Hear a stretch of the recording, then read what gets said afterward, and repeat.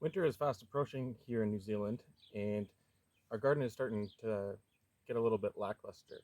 But one thing that always brings a bit of vibrancy into our winter garden is this variety of daylily. This is not a true lily; it's in the genus Hemerocallis, and it is identified by its strap-like leaves. Now, the name daylily comes from the fact that these flowers only open for a day. One great thing about Hemerocallis daylilies is that the flowers are edible.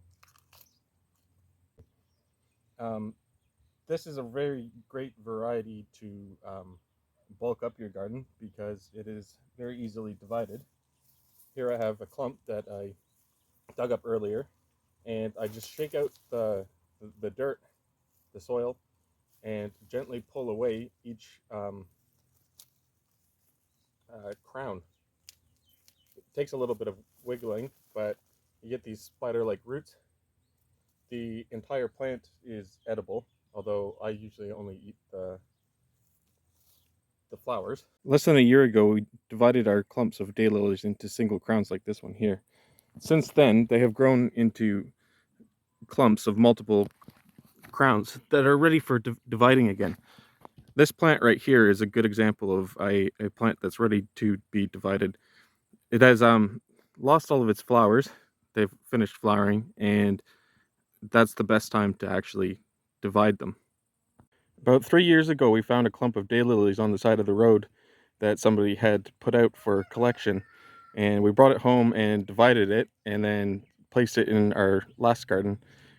And then when we moved to this garden, we divided it again, well, divided several clumps of them again, and we have created a beautiful border along our path through the garden. They are a great addition to our winter garden, not only for us to look at, but they are full of bees right now. Here is an example of the bees enjoying the pollen that the daylily is providing them for their hives. There are many different types of Hemerocallis. They can be dwarf, they can be evergreen, they can bloom multiple times in a season.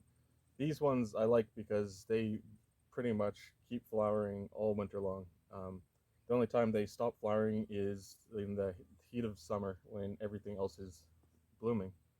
Here's an example of a different breed of daylily. This one is a good example of the different stages of the daylily. This one here is opening up today.